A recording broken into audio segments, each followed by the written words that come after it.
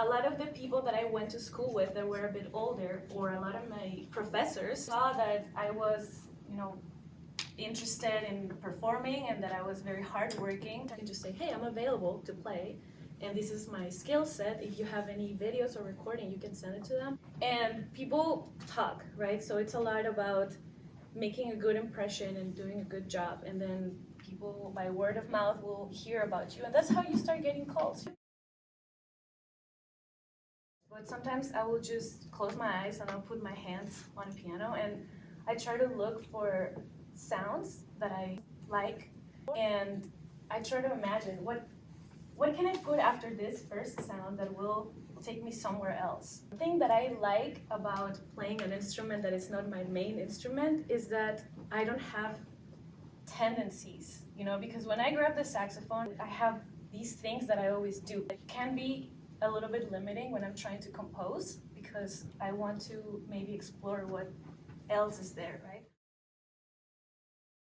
There's so many paths that you can go. You can be a consumer of content, social media, but you can also be a creator. This works, this is what people want to see, so then I'm going to do more of this. It was a little bit early in the game, I guess, 2015. A saxophone ligature brand hit me up and told me that they wanted to send me a ligature if I posted a picture. I realized very quickly that brands were very interested in finding people with a following, because that's free advertising for them. And I ended up doing a commercial for the new Iwi for Akai. I don't know if you guys are familiar with the Iwi.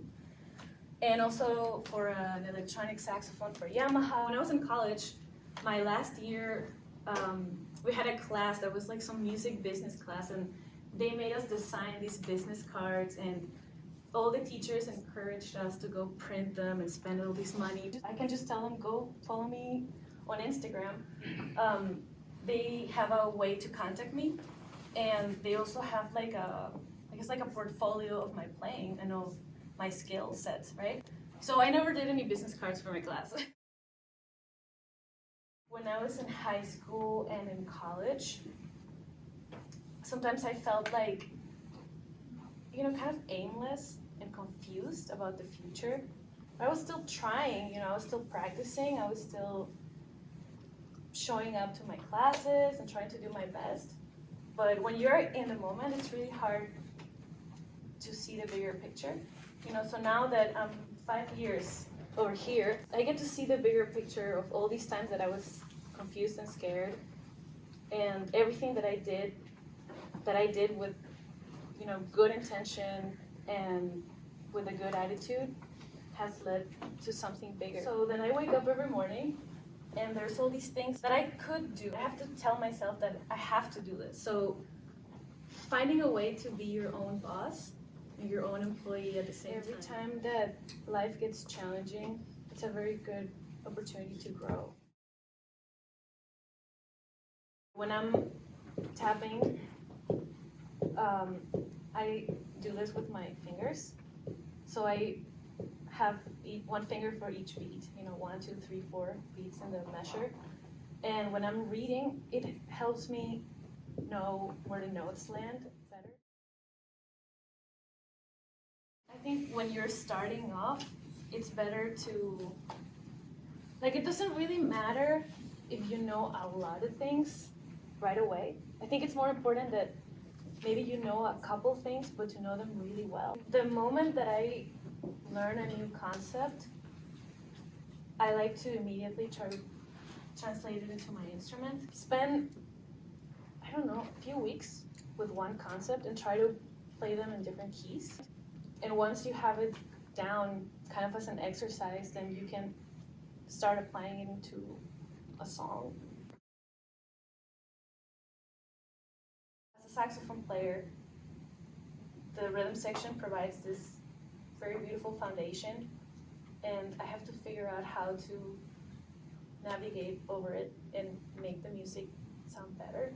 So I guess I'm more focused in my role as a saxophone player.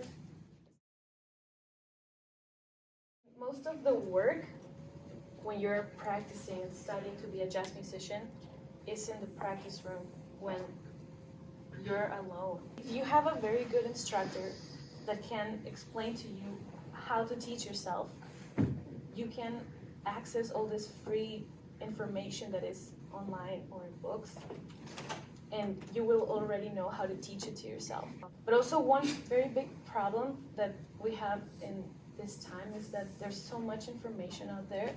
There's this, and then you do it for a little bit and then it gets hard, you get bored or whatever, and then there's this other new thing, you know, like we're constantly being, you know, pushed with so much information right now. He was my piano teacher in college. He would always go listen to this piano player that he admired a lot. He had several stories about hearing her play something that he really loved. And what he would do is he would just sing it in his head until the show was over, and then he would run to his house and try to play it. That's something that for us is insane because we can just go on YouTube and listen over and over and we can slow it down. That's kind of magical in a way too, because I'm sure when he, like after an hour of singing this in his head and then running to the piano to play it, I'm sure he never got it right. You know, or like he didn't get it 100% right, which in a way almost made it better because then he was developing his own sound and not copying 100% what this other piano player was doing.